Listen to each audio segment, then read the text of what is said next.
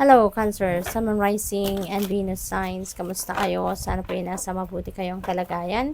Welcome back po sa Star Tarot. Kung bago kayo rito, welcome din kayo. Thank you sa inyong support.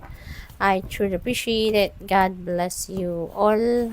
Cancer, pauna mensahe ninyo ay number 48, Angel of Balance. Ayan. So, napakaganda rin ito because the angel of balance is here and is going to help you, no, na maibalik ninyo ang balanse sa buhay ninyo, no? So this is really good kasi magkakaroon na kayo ng balanse, magbabalik na ninyo yung kaayusan, no, yung order sa buhay ninyo. So things are going to be back in its right place, kumbaga, no, with the help of the angel of balance. Kasi maaring in the past na maraming distractions, hindi kayo makapag-focus, pero ngayon you will be, no. We have 6th chakra. Ayan, there are downloads coming in, Cancer, no. Nako, kung ang hinahanap ninyo dito, mental clarity, definitely, no, you can expect na yan ay dadating, yan ay makukuha ninyo with this energy. Meron mga paparating na free flowing of information, downloads, no, intuitive messages coming your way, and yan ang gagabay sa inyo kung saan na kayo dapat papunta. Ano na ang next move ninyo, yung ganon. We have number 36, second chakra, Archangel Ariel. Second chakra, ito yung yung energy center ninyo that governs creativity and intimacy.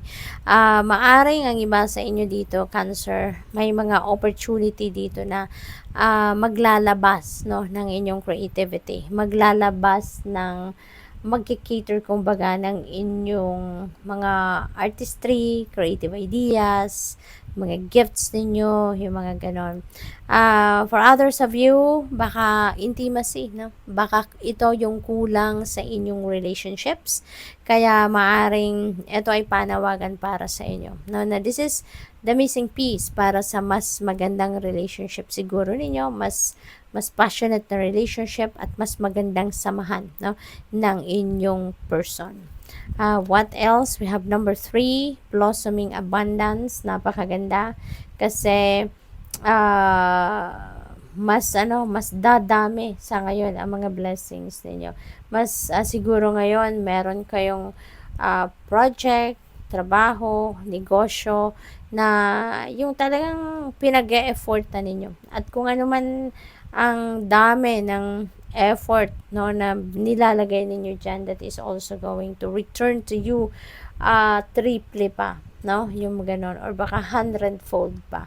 Kaya napakaganda rin ito. Parang your hard work is going to pay off sa ngayon. So good luck to that.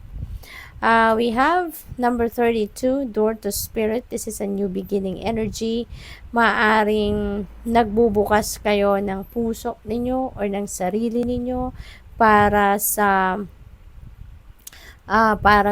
pagkilala, no, ninyo sa Panginoon, or pagkilala ninyo sa inyong spirit team, or yung pagkakaroon ninyo ng, siguro nagbubukas ang inyong sarili ngayon sa mas malalim na pag-iintindi, greater awareness and understanding, no, of your relationship with God, or your relationship with the divine universe, with your spirit team, no, and sa inyong sarili, no. Maaring ganon. We have number 30, the garden and the gate.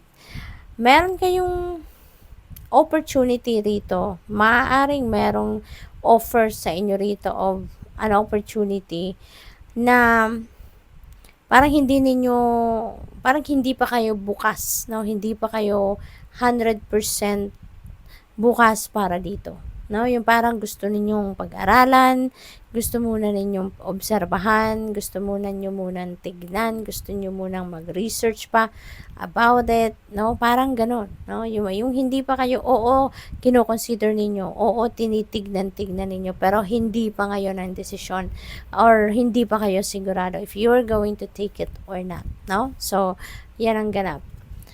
We have number 28, victory. Magtatagumpay kayo, or meron kayong pagtatagumpayan sa ngayon, Cancer. So this could be something na matagal na ninyong pinagtatrabahuan, matagal na ninyong pinagsisikapan, pinag-aralan at lahat. You've put your heart and soul into this, and ngayon, finally, it's going to pay off. Your effort is going to pay off, and you are going to claim your victory. What else? We have number 14, caring connections, expansion. Ito, no?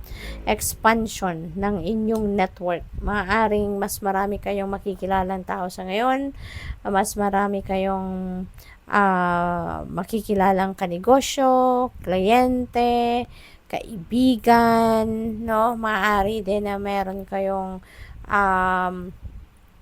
ang tawag dito, marami kayong oras din ngayon sa kung ano man yung sa person ninyo, sa karelasyon ninyo, maaaring mas marami kayong oras sa kanya sa ngayon, yung ganun ba. And even sa mga kapamilya ninyo and mga kaibigan, no? Parang you are spending more time and effort, no?